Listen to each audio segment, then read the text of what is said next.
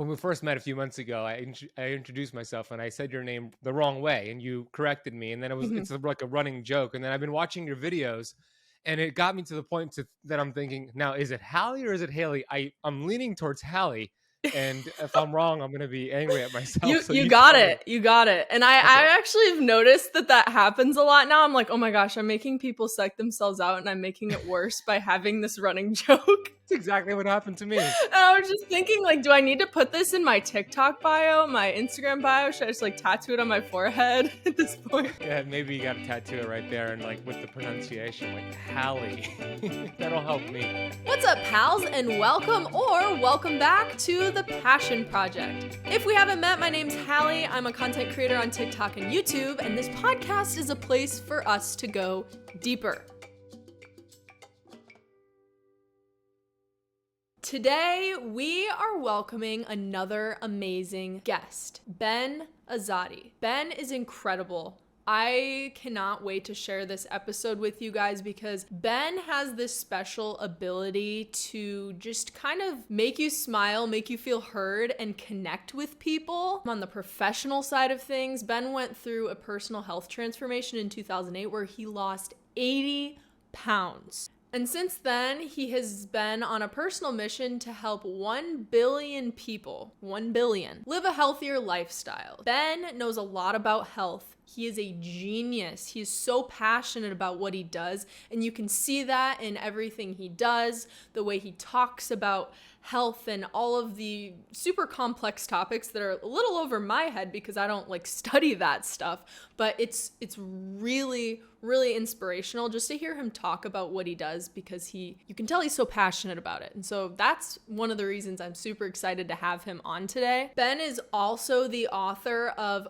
4 best-selling books. He's no joke, you guys. I'm actually going to read you one of his taglines because I think it's really fun. So Ben is known as the health detective because he investigates dysfunction and he educates, not medicates, to bring the body back to normal function. Ben also has his own podcast, which is the Keto Camp podcast, and it won Keto Podcast of the Year in 2022. So he's crushing it in the podcast game also. And the whole idea behind bringing these guests on, I don't know if I've really talked about this in depth, but the whole idea of bringing these guests on for you guys so that you can see all of the different paths you can go in life and just to show you a very wide variety of people who are super passionate about what they do. So without further ado, let's jump into today's episode.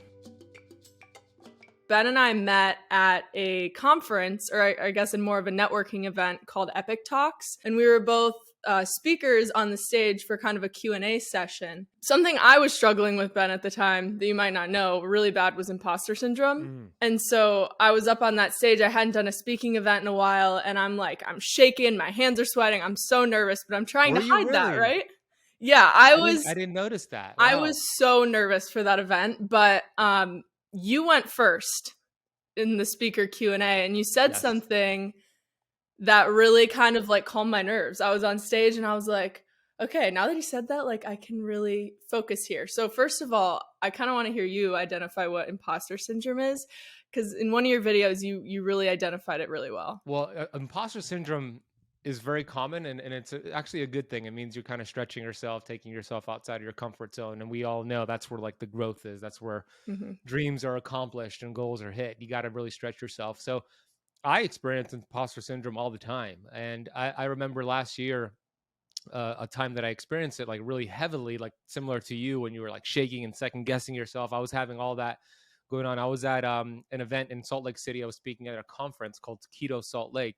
And I've spoken at so many keto events before and so many conferences. I mean, probably over 100 over the years. But this conference had medical doctors and nutritionists and people who had all these degrees and certifications. And I was the only one who was not a medical doctor or a dietitian per se.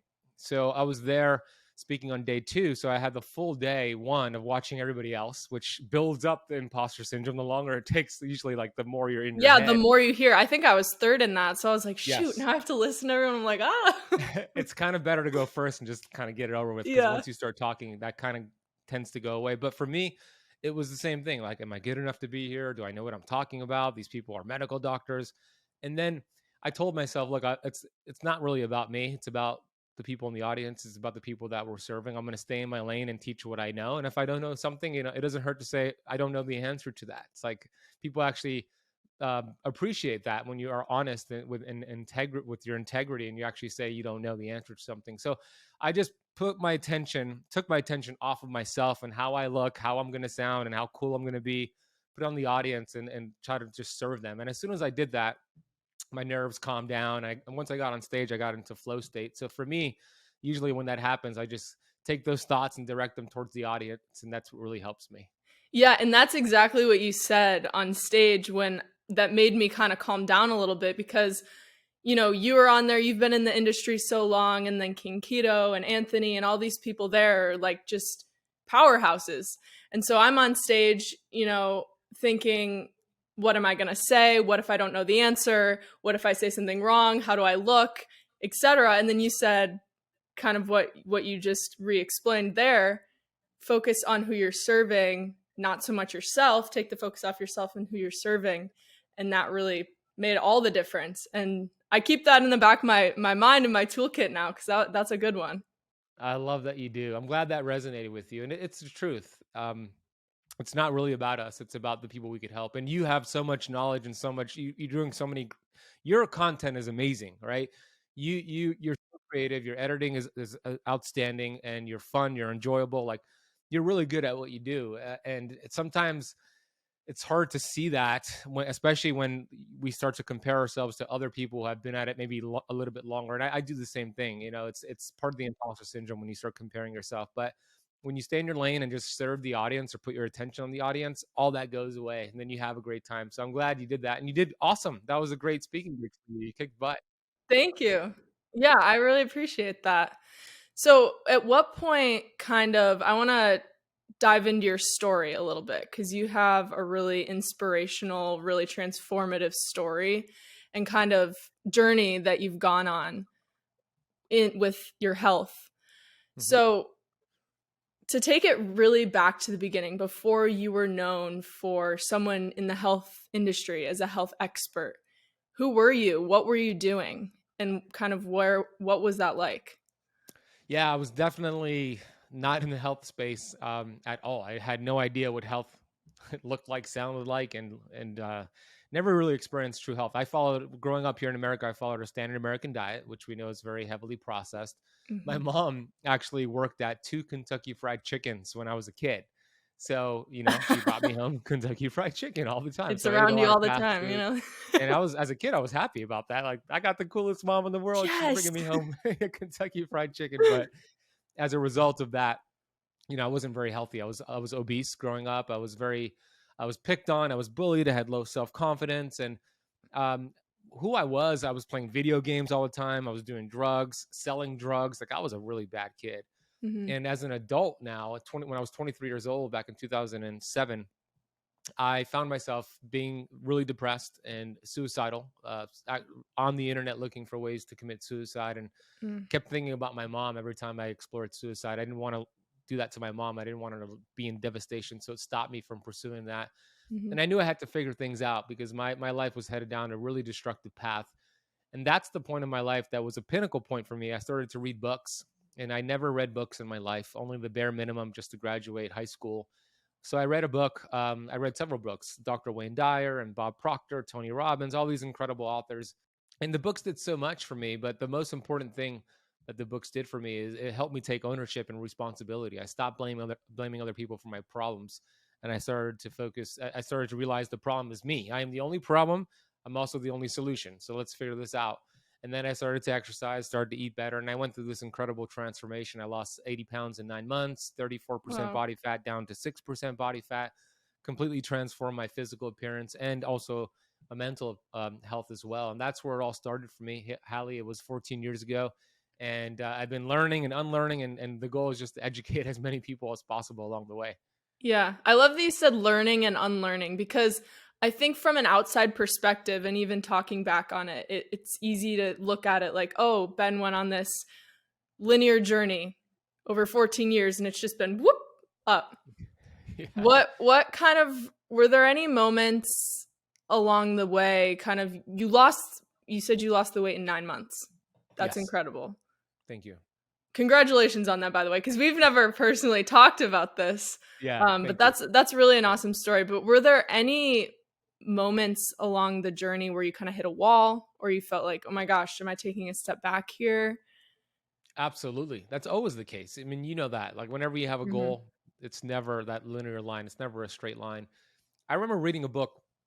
It's a great book. It's a little book called U Squared, and it's by an author named Price Pritchard. And in the book, he talked about rockets. They set a target, so they have a goal to get to the moon. For example, a rocket Mm-hmm. is, and then the rocket launches. So you start taking action on your goals, and then a rocket essentially course corrects itself the entire way to the moon. It essentially stumbles, setback, failure, course correct, get back on track, course correct, and then eventually they get to the moon. It's the same thing with us. So for me, for sure, course corrections took place all the time. I remember when I first started exercising and I first made the decision to stop eating Kentucky Fried Chicken and fast food and Yeah. all the things that contributed to me being obese. I would go to parties and my friends would be drinking beer and alcohol and eating pizza and chips and all the stuff that I said I was giving up. And it was very challenging for me when they would offer it to me or even make fun of me for not having it. And it sucked. Of course, it sucked when you're going through that. And sometimes I did give in and it was a setback, but then I just course corrected and focused more on getting back on track. And I always say it's never about the setback, it's always about the get back. There's a lot of learning in those setbacks as long as you don't let the setback, the speed bump, turn into a stop sign where you give up. I really Mm-hmm. believe that failure doesn't exist. It only exists when you quit and give up. So I never quit. I just kept going forward. But yeah, for sure, there were setbacks, but I always got back. And that I believe is the most important thing to get back. Yeah, I love that. And I love the analogy you made with the speed bump.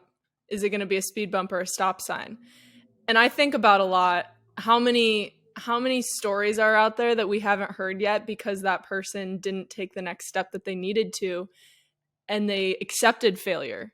I totally agree with you that failure doesn't exist. You get to keep redefining yourself. And maybe that means changing direction, but that doesn't mean it's a failure. Exactly. Yeah, you're right. So many, the majority of people in the world are falling to that category that they've given up. I remember Les Brown saying that the most what where's how did he word it? He said the richest place in the world. He said the richest place in the world is not Dubai or Beverly Hills. The richest place in the world is the cemetery. That's where people go with all of those goals that they gave up on or didn't even start. And we don't want to live a life like that. We don't want to just Mm-mm. tiptoe our way through life and hope to land safely on death's door. That is not a way to live our lives. If you live in America, which most of your audience probably does, it's like you have been Mhm. gifted the opportunity to create the life that you want to live, and I don't want to take that for advantage. I don't want to take that I don't want to take advantage of that personally, especially because I know, Hallie, that my parents immigrated to the U.S. from Iran, the Middle Oh, East. wow. Yeah, I and didn't know that. if I were born there, I would not be able to do the things that I'm doing here. I would not have the freedom. So I understand that. I don't want to take advantage of that. Yeah, and take all the opportunities you can. A lot of my listeners are actually younger, and so one of the things, what I want to get into next is kind of the passion behind what you do. Because it's, when you see someone who's truly passionate about what they do, it shows. And I see that in you immediately. And everything you're talking about, you really care. You really love what you're doing. And me, I'm multi-passionate. And I like to speak to other multi-passionate people who maybe have like all these different things. How do you pick? There's so many opportunities you could possibly do. How do you decide, where's that line and all that type of stuff? So that's a whole different story. But for you personally in your journey, where did the passion come in and when did you realize that this was kind of something that you wanted to do and how you wanted to help other people with it? For a lot of people, including myself, it came from the suffering. It came from being depressed, suicidal, being unhealthy, and overcoming that and solving my own problem, and then becoming really Mm-hmm. passionate about solving that problem for a lot of other people. And it's a big problem to solve. Of course, there's a lot of unhealthy people out there, Mm-hmm. and that's a lesson for your audience. And I love that your podcast is called the Passion Project because I really believe one of the most important things you can do, not just for your life but for your health, is to live on purpose with your purpose, which is essentially find your Yeah. passion and then live on purpose with your passion. And that's the passion project in a nutshell, right? Mm-hmm. So it came from hard times. It came from from pain to passion, if you will. Pain to Mm-hmm. passion is what happened for me. And so I say that because somebody listening right now might be going through a lot of pain. And if you could overcome that, when you overcome that, the other side of that is so beautiful. It's your passion, it's your purpose. And sometimes you got to go through the pain, kind of wake you up and rattle you. At least that was the case for me and for a lot of people as well. It's the suffering that you go through that you overcome, you solve your problem, and then you develop a passion to help other people solve that same problem so they don't have to suffer like you suffered. That is where Mm-hmm. my passion comes from. I know that I was depressed, overweight, suicidal, I was so unhealthy, and all of that was a result of the decisions I made. It was not because, my bad genetics or my slow metabolism. It was because of the decisions I made. So a lot of people out there are suffering unnecessarily. They have type 2 diabetes or insulin resistance or brain fog or whatever health condition, but it's not the way that their body was designed to live. It's something they have brought on to themselves with their decisions. So my passion is to wake people up, help them change their behavior. But it is very important to find your passion. You're going to live longer. Obviously, you're going to be happier. But that's exactly why we're put on this earth. I really believe Mm-hmm. that. It's like we have a human body, which is a physical body that will go away. When we pass away, the physical body will deteriorate. But the soul, the energy, whatever you want to call it, that's inside of us, that's here forever. And we want to be able to serve that soul and unite it or align it with something that's going to light it up. A lot of people are unhappy. They're going to jobs they hate.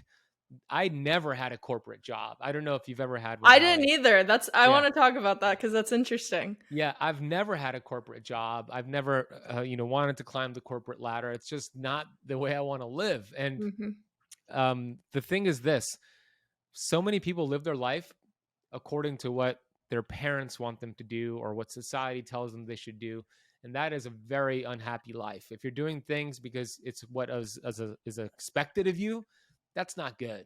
So the example is that I never wanted to work a corporate job, even though my parents wanted me to work one or society wanted me to work one, but I never did that because Yep. it wasn't my passion. So what about you? How come you never decided to go corporate? So I fit the mold that society wanted you to fit so well, and I played the part great. Trying to get straight A's, do everything you're supposed to do. And then when I got to my last year of college, my last semester of college, I was graduating a semester early than all my friends. And I'm like, I don't want a corporate job. I just kind of thought like, oh, one day I would like see the corporate job that was the one that I was like so excited to apply for and like go through that whole process. But I would just look up these jobs and I'm just like, I can't even get myself to apply for these because I don't want to. And I just feel like I can do other things, but I didn't know what that was. And to be honest with you, like I haven't arrived. And that's kind of part of this podcast is just that continuous finding and redirecting of where you want to go. And finding that passion, tapping into what do you truly want? Because at that point for me, I didn't know what I wanted. I had no idea. I knew I liked public speaking because I did a public speaking competition and I won it on my first try, Oh, although wow. that was way out of my comfort zone. So, it's just kind of figuring it out as you go. And so that's kind of why I'm so passionate about this, like talking about helping other people find their path, tapping into purpose, which is what I've been finding recently is huge. Because being multi-passionate, there are endless opportunities and you see those everywhere. I'm like, I could go into try acting. I could try dancing. I could become a public speaker. Like I could really dive into my podcast. I could do more skits. But what's becoming more and more evident to me as I go along this journey is that what you just said, your experience, what turmoil have you gone through that you feel like you're called to do, and how can you tap into that purpose to be your most authentic self and serve from a place that you've been, if that makes sense. That makes sense. And that's exactly it, right? The pain is there's a blessing in all the pain. There's a blessing and rock bottom. When you're going through it, of course, it's very hard to see the blessing. You're like, why am I here? I hate this. But when you get out of that, the other side is just incredible. It really is. And to give you an example of how, I could look back. I went to college too, and I was year 2 of college. I was about to get my associates and then move on to get my bachelor's. And in order to get my associates, I had one class that I needed to pass. It was the final class. It was actually a speech class. And last semester of that speech class, in order to pass that class, I needed to stand up in front of my classmates and present on a certain topic for 15 minutes, meaning public speaking in You front had of to my public classmates. speak. And I was terrified. I was so scared of that, to the point where I actually quit. I actually didn't do it. I dropped out of college because I didn't face my fears then. And then I look back and I'm like, oh my gosh, now I love to speak. I'm speaking all over the world. I'm speaking on stages, and it's like, Yeah, and you're so good at it. thank you, Hallee. I would have never thought that the person in college who was terrified of speaking now loves it, and that's all I want to do. So you just never know. Your passion could come from places you would just never realize. That's why I think it's so important to get outside of your comfort zone and get past those mental barriers that you often set, because you don't know what's on the other side of that. That was kind of similar to me. Like, I forced myself to do that public speaking competition. I wasn't like, oh yeah, like I got this in the bag. I heard someone talking about it actually in my class in my freshman year, the same competition that I competed in my senior year. I remember thinking, I could literally never do that. I would freak out. It was impromptu. So you only had 30 minutes to come up with your speech. You didn't get to practice it really ahead of time. You had to just, go up and do your speech. And ironically, the topic was, what's your personal mission statement?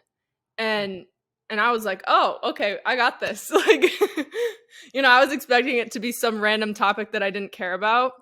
And so that helped me tap into mission and purpose and like what just came to me naturally in 30 minutes.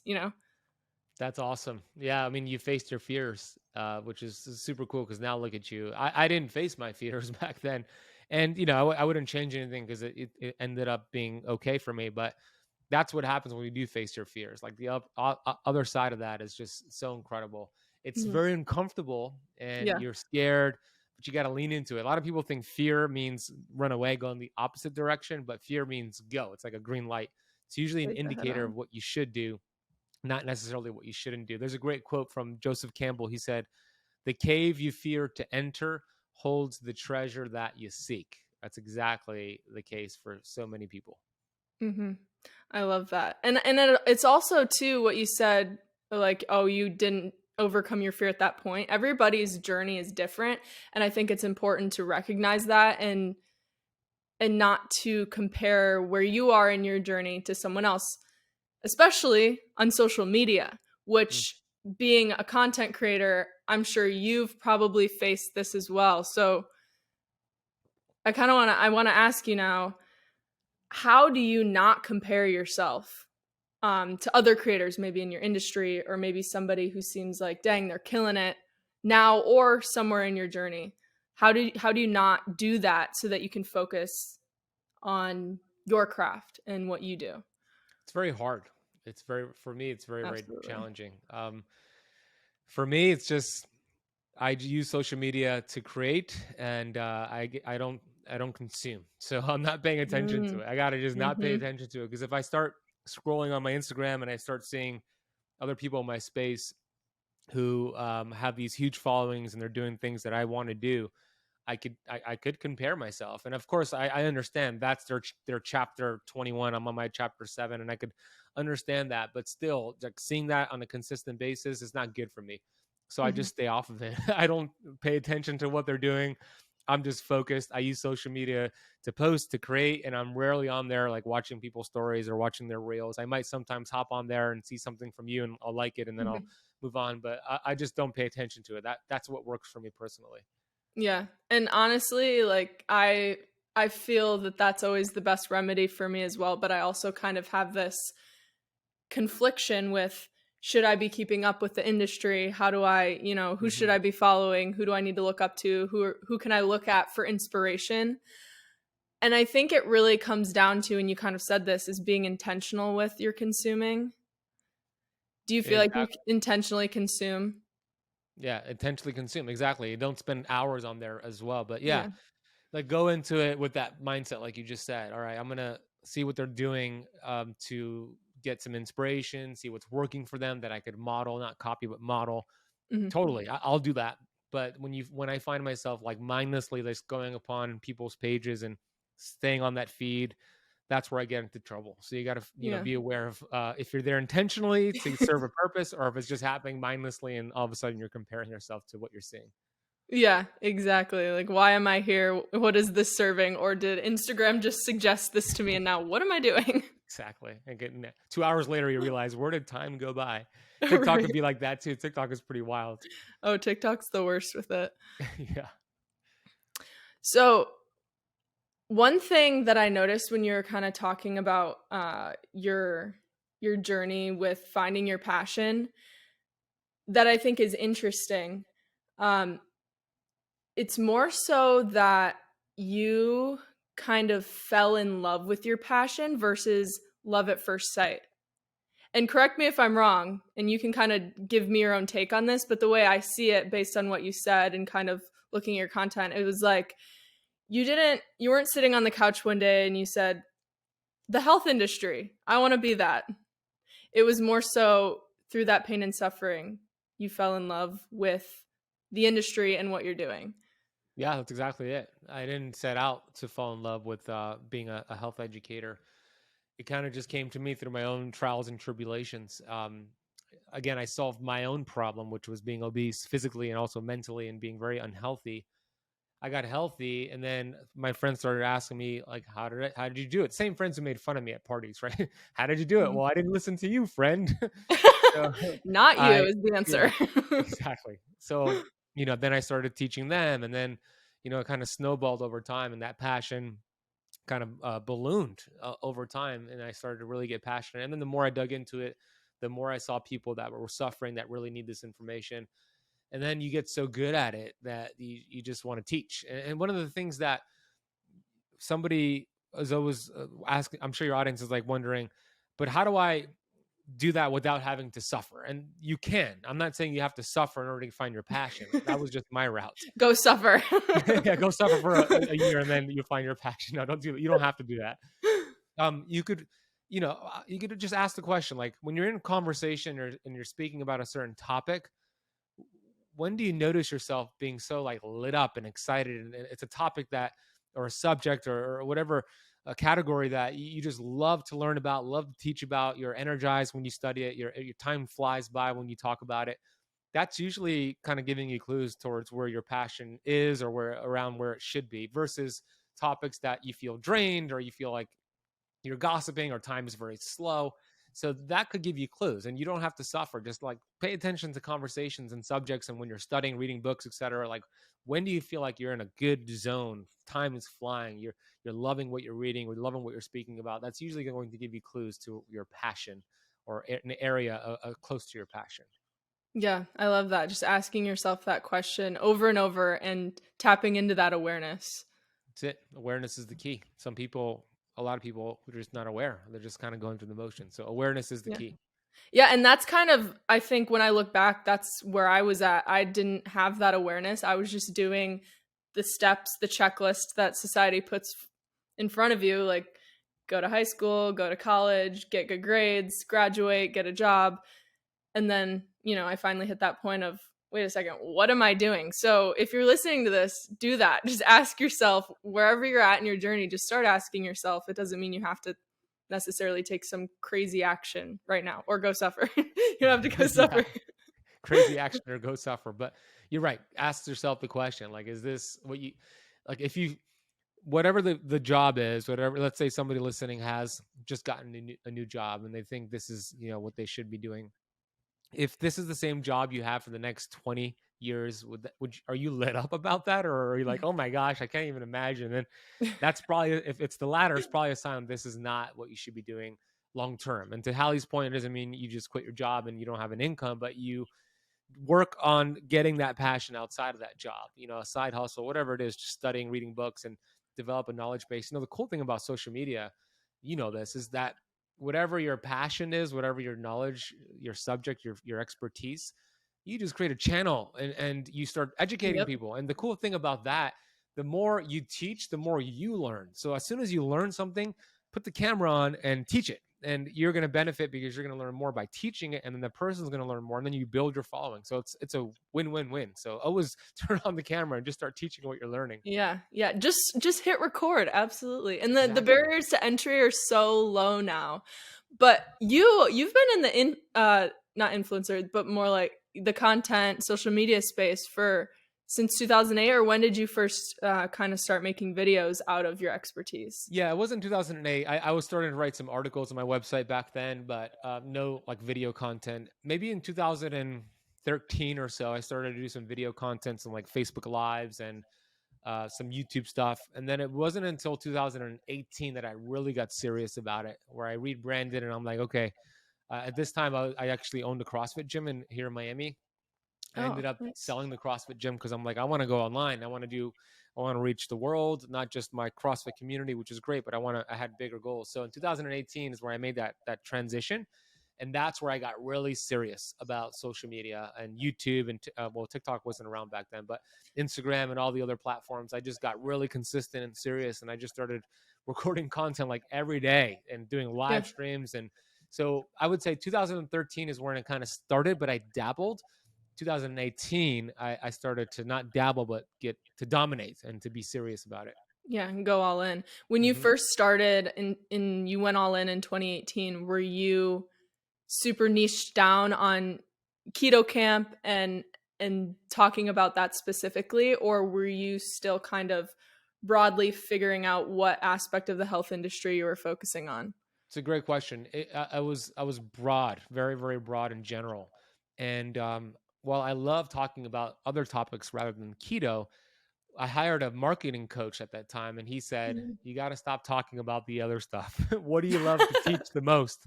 And at that time, it was keto. It still is to this day. So he's like, "We got to focus on keto," and that's actually where Keto Camp started because my company before Mm, that was called Shred Fat, and Shred Fat was talking about mindset and sleep and this supplement and that.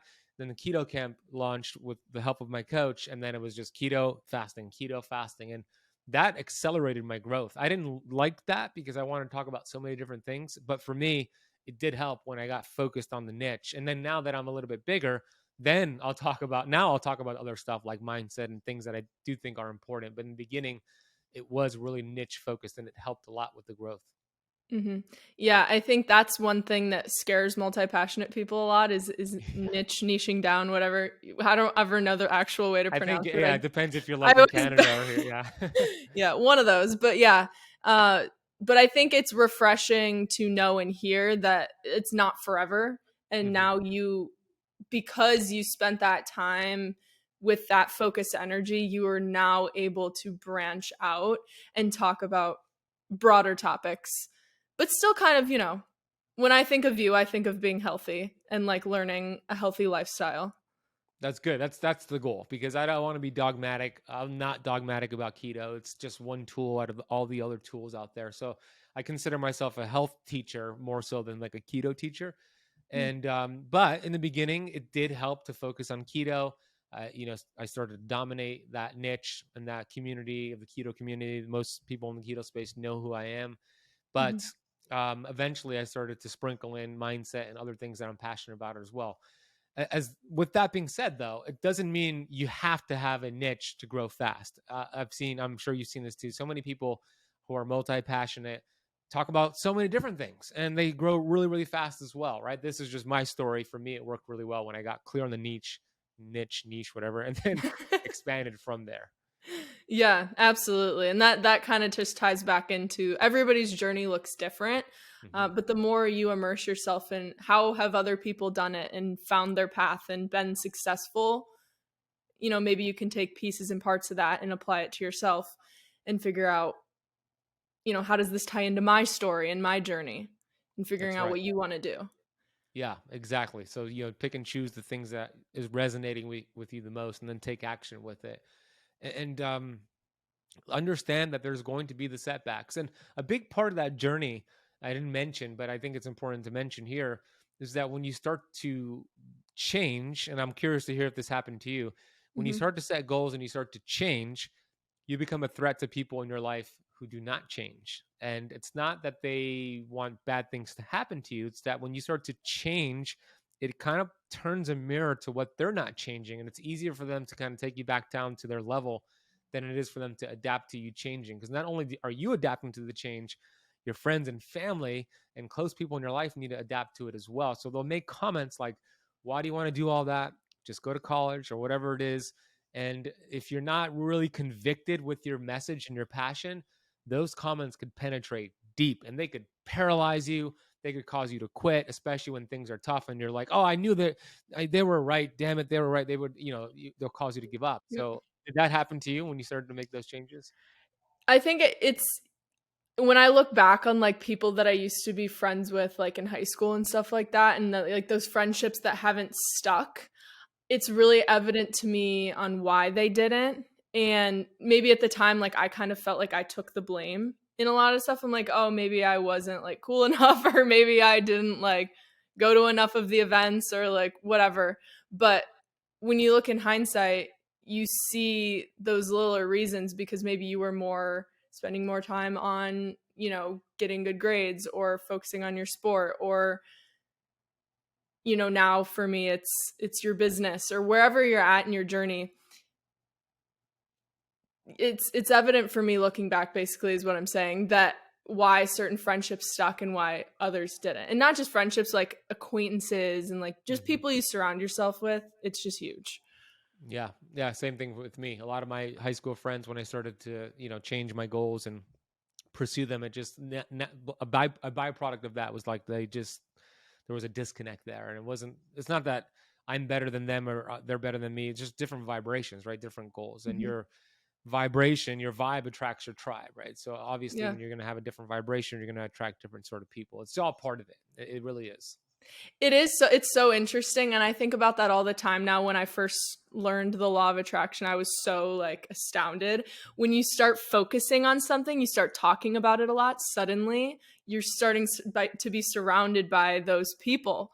And the biggest place that I noticed that was when I moved to Florida. Um, and obviously, like, I made a lot of content creator friends in Ohio, but it took me a while to kind of come out of my shell, because when I first started creating content, when I had no idea what I was doing and I was just being experimental, I had a bad experience with a content creator and I kind of got screwed over. So it took me a year or two to get over it, and I'm still like getting back in the flow of like trusting other creators, trusting other people in the industry. And when I moved to St. Pete, I kind of had that in my head. Like, I want to connect with good people, authentic people, creators who are doing what I'm doing, but like, their intentions are right. They're trying to be authentic to the best of their ability. And those people started just, coming out of, like, it was easy almost, Hmm. because when that intention, those type of people that you want to surround yourself with, they just start coming to you. It's exactly it. And that is the law of attraction in a nutshell. And how it works from like a brain standpoint, there's a part of your brain called the reticular activating system, RAS. Ooh, okay. So this part of the brain is the selective seeking mechanism in your brain, meaning there's like millions of different stimulations out every single day. Stimulants is what I'm trying to say. And your brain needs to filter out all of that. Otherwise it would short circuit. So it'll filter out the things that it perceives is not important and only show you the things that it has filtered out that has been important. And when you start to get really clear in your intentions and what you want to accomplish, you're now feeding that to your RAS. So now you see more of that versus the other stuff you used to feed it. So the example is this: let's say somebody wants to buy a red Tesla, and for months they're shopping online, looking at different options for a red Tesla. I'm going to buy a new one, a used one, a lease one, and they finally make a decision to buy it. And they're driving home from the dealership in their red Tesla. They start to notice red Teslas all over the place at the block Mm-hmm. they live on the highway. for weeks, for months. And the question is, were the red Teslas always there, or are they there now because you just bought a red Tesla? Well, they were always there, but the RS starts to see it now. Now you start to see it everywhere. It's the same thing, like you just mentioned, when you went to St. Pete. You Yeah. gave it that intention, you gave it that marching order, and now that's what it sees. Mm-hmm. I didn't know that like scientific backing to it, but that's really interesting. That's how it Okay, works. I love that. Yeah, it's That's pretty how it cool. works. We know now. Yeah, it's pretty cool. That's why, I'm big on gratitude. I call it vitamin G, because Hmm. what you appreciate with gratitude appreciates. You all of a sudden see more things that you're grateful for, when in the past you would have been angry about or resentful, but now that you're focusing so much on gratitude, you're thankful for it. You see it as on the way, not in the way, because you're feeding that to your RAS, and we have the ability to reprogram that. Super cool. And even like when we were talking in the beginning, those quote unquote setbacks that you might be having, or the recalibrating, instead of thinking of those as failures, like we said, failure is not real. Mhm. They're just, you can be grateful for them if you see it in that light. That's exactly right. Yeah, then you see it as an opportunity instead of something you just got to quit on or give up on. It's more of an opportunity. What can I learn here? What structure can I put in place so that if this happens again, I'm able to overcome it and not let it overcome me. So it's exactly Hmm. it. Same thing. Yeah. So we've talked a lot about your story and mindset, but we can't go without talking about a little bit, at least, about your biggest expertise, which is, keto, flex, and diet. So, for anyone that doesn't know exactly, because you have a very unique perspective, I feel like, on Hmm. keto, when I was talking to you, I was really intrigued when we first met, because from an outsider perspective, when you just hear the stereotypes of something, like for me, the stereotype of keto is you just lose a bunch of weight fast. And it's stereotyped maybe as not the most healthy, but you have a really cool way of implementing it. So, however you explain it, go ahead. Yeah, for sure. Thank you for the comments too. You're right. A lot of people hear about keto and they think it's a fad diet, it's for a quick weight loss, and that can be true. You could definitely do it that way where you could get rapid weight loss and it might not be that healthy for you. That's true. That's not the way I teach it, not the way I view it. I view it as simply a process that your body has been designed to go through. Every single one of our ancestors did keto. People don't understand that. There's nothing new about keto. It's just nuanced or new to you. But ketosis is simply a metabolic process, meaning your metabolism is burning fat instead of sugar, which is a really good thing, especially for a lot of people who are overweight and have insulin resistance, diabetes, etc. But we have a lot of people just have forgotten how to burn fat, and they're stuck as sugar burners. They have to eat every 2 to 3 hours. You're eating a whole bunch of carbs per day. That's going to age you faster. And as an entrepreneur, that's not going to be productive. You're not going to be productive if you're burning sugar all day long, because you have to eat just to give yourself a short burst of energy. But what happens after you eat? The energy crashes and you got to eat more, and then it crashes, and then eventually you develop disease and things like insulin resistance and diabetes. So ketosis is just a way to reset that, teach your body to burn fat. Great for the brain. Ketones are terrific for the brain. What that means is when you lower your carbs low enough to allow your body to burn fat, that fat is now being sent to your liver, and then your liver produces ketones, which fuels your brain. And it's like a superpower, especially as an entrepreneur. It helps you stay focused and productive. It's also great for inflammation of the brain. But I don't recommend being in ketosis forever. It's a tool. Like you mentioned, Keto Flex, my book, flex in and out, and men should do it differently than women. It's a no dogmatic approach. So the way that I view it is, how do we use it to achieve? I have your book, by the way, right There you here. go. I love it. I love that you have it there. How do we use it to just reset the metabolism and burn fat, and then we can start flexing in and out? And that's the way that I teach it to my students. Yeah, that's so cool. And the most interesting thing to me about the way you talk about it is how it ties into like our ancestry, and before we were humans the way we know humans, and we were just trying to survive and live. You're just trying to get your next meal. How are you going to get that? What is the tip you say, because I actually used it today, for fasting for entrepreneurs, and I guess it could also be for students if you're like doing a test or something. The tip, what was it? What did I mention? The fasting tip to get through your day, and it's involves it's kind of like that primitive approach. Oh, so what happens when you're fasted, you mean? Like, Yeah, like entrepreneur. The way you said it was you're like entrepreneurs can use this hack to oh, kind got of it. get I know what stuff you're talking done. about. Yeah, yeah. So yeah, when you're in a fasted state, the body thinks you're going through a famine. Like you just mentioned, our ancestors Hmm. didn't have food available to them all the time. So we're hardwired this way. We haven't evolved out of that. We're hardwired this way. So when you haven't gone without food, let's say it's 16 hours into a fast, you're intentionally not eating for 16 hours, that old school mechanism and wiring just kicks in and your body thinks, oh shoot, we need to find food. We need to keep this body alert, focused, energized, resilient to go out there and hunt and kill in order to stay alive. But as an entrepreneur and somebody who has food available to them everywhere, you don't have to go hunt and kill. The body doesn't know about Uber Eats or DoorDash. It just doesn't understand that. So you just allow the body to give you all of those hormones. They're called counter-regulatory hormones, and it helps you stay focused and alert. And you could use it to crush a podcast. You can use it to crush a presentation, a sales call, a lecture, whatever it is. It's like the ultimate entrepreneur hack. It's a superpower when you utilize it the right way, because the body's doing it to help you survive, but you're going to just use it to crush your day, and that's the benefit Mhm. of it. Yeah, I love that. And when I first saw your video about that, I was like, okay, I'm gonna have to try this because I always get these crashes midday, and I'm like, what is causing it? Is it caffeine? Is it sugar? And ultimately, I think it always just happens after I eat midday. Yeah. Is I have this sort of crash. And so I started trying to do that and it really works. So productivity hacks, anyone listening, because I get asked this a lot, like productivity hacks is one of the things that people like to hear. So that is a good one. That is a really good one. Yeah, I'm glad you did it. It is such a huge hack because if you think about it, it takes so much energy and bandwidth to digest food. Hmm. Last time you had Thanksgiving feast, was your immediate thought, I'm going to go get some work done? No, it was, where's Everyone the takes a couch? nap. Yeah, I'm going to go take a nap. I'm going to watch some football. It takes a lot of energy. So when you're fasting, obviously, you're not using the energy for digestion. You're using it to fuel the brain, to fuel the body, and to feel really, really good.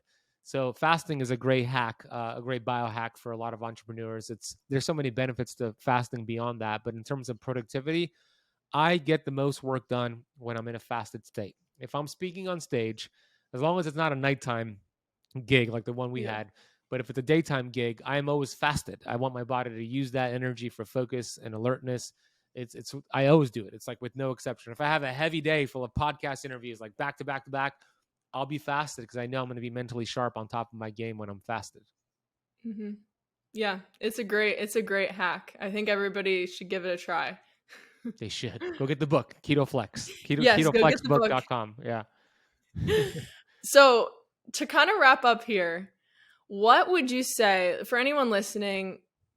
What is your number one health tip in general for someone to keep in mind so that they don't lose sight of that important aspect of their personal growth? So, if someone's going along their journey of figuring out what they want to do with their life, trying to start a business, etc., what is a health tip that they should incorporate in that journey, like so that they don't lose sight of the important pillar of health?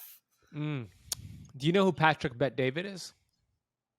No, I don't think so. He's like the value attainment guy. You might have seen his stuff on social media. Anyways, Yeah, I'm sure I've seen one of them. yeah, I'm sure you've seen it. So he's like a Grant Cardone type of guy. What big Okay. audience. You'll probably hear about him sooner than later. So Well, now that my algorithms are going to show them yeah, to me because yeah, you said exactly. that. And the RAS now is going to pick it Yeah. up.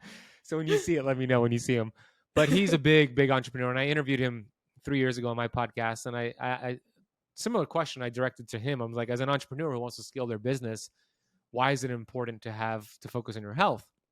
I wanted to hear from his words because he's a big time entrepreneur. He said, the bigger the mission, the more energy required. So that means you got to be healthy to have more energy to scale your business. And it is wealth. You hear people say that all the time. Health is wealth. It is. It is fundamental. It's not your business. It's not your cash flow. All that is great. And I'm all for it. Become financially independent, make your millions, whatever you want to do. But in order to do that, you got to scale your health. You got to focus on your health. If you treat your health casually, you will end up a casualty, meaning you'll accumulate 40 million in the bank when you're 40 years old, and then you get a heart attack and you can't enjoy it. That's stupid. So health needs to be prioritized, and it makes everything else easier. It makes the challenges in your business become opportunities. It helps you become more resilient, more productive, more creative. It is everything. So the number one health tip I would say to your question is not a supplement. It's not to do keto. It's not to do fasting. It's not to go and do cryotherapy. All that's great. Number one the number one tip I would give you in terms of a health tip is that believe that your body was built to heal itself. Have Mm. the belief that your body was built to heal itself. I believe in God, and I believe God built the body to be self-healing. Now, if that offends your audience, you could use Mother Nature, love, the universe, but Mm-hmm. whatever built your body your body was designed to be self-healing. And we've been brainwashed to believe that your symptoms or your diagnosis, your disease is evil and we hate it. But that's a beautiful gift from your innate intelligence, your human body, showing you your check engine light is on. You're out of homeostasis, something you're eating, something you're drinking, the frequency of how much you're eating.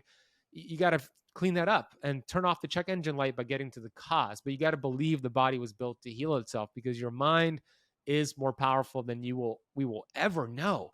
There's never going to be enough research to show how powerful the mind is. And can I give two small examples of the mind? Okay. Absolutely. Yeah, go for it. I'm going to share one example of what the mind does and how you could use the mind in a positive way. And then I'm going to show you how you could use the Okay. mind in a negative way. And then you get to choose where you want to Yeah. direct the mind. So the first example is World War II. The U.S. they were getting bombed, and there was a doctor working the tents for the soldiers in the United States Army, and these soldiers were getting bombed. They were getting shot at, and they were walking into the tent with limbs blown off. They were going into shock from the trauma. So this doctor was giving them morphine to calm them down so they could stabilize them, transfer them to a hospital so they could survive. So that would work, right? And then what happened, though, they ran out of morphine. And this doctor was freaking out. Like, what are we going to do? We have all these soldiers Yeah. who are going into shock. So Wow. one of the nurses just had an idea to put salt water in the syringe, told the doctor it was morphine, but it was just salt water, saline solution.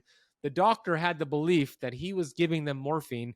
He told the soldier, I'm giving you morphine. You're going to feel better in a few seconds. He transferred that belief, and they survived, thinking they were getting morphine, but it was just salt water.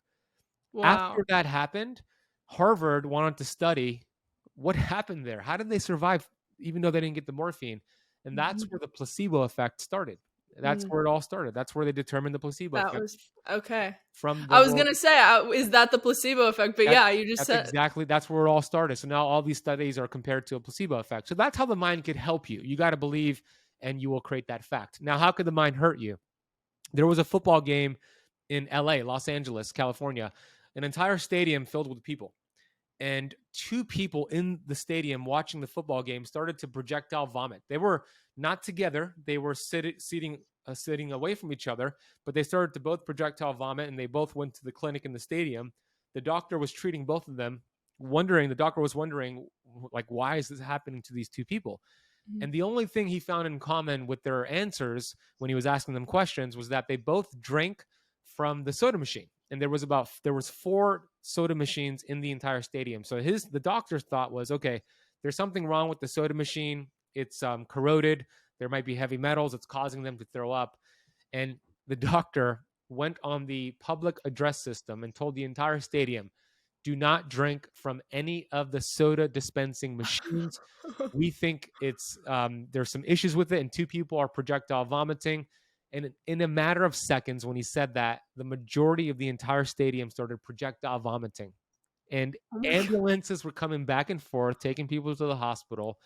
A couple hours later, when they tested the machines, there was nothing wrong with them. They gave that info to the people in the hospital. They stopped throwing up immediately. That is the power of the mind. So my Wow. answer to you is, like, believe your body could heal, remove the interference, make sure you prioritize your health, and you're going to be able to scale your business, scale your company, and do all the things that you want to do. You nailed it. That was an amazing closing answer. I'm glad. So how can everybody find you to hear more awesome health tips like that, to get the keto flex, Yeah. and to keep in touch with all of your content, because it's super informative, and I personally learn so much from you every time you pop up on my feed. Thank you, Hallee. Yeah, I appreciate that. I'm on Instagram and TikTok at the Ben Azadi, and then my website is Ben Azadi. You could find my book on there, my podcast. I'm also on YouTube, Keto Camp. On YouTube, Camp is spelled with the K. So any of those platforms would be great. I'd love to connect with your audience, and yeah, reach out to me if this was great and you heard me on Hallie's Passion Project podcast. It's a lot of peace. I know it is. Then message me on Instagram. Say, hey, I heard you there. I'd love to hear from you. So any of those websites would be fine. Awesome. Yeah, guys, definitely reach out to Ben if you enjoyed hearing from him, and let me know what other guests you guys would want to see on.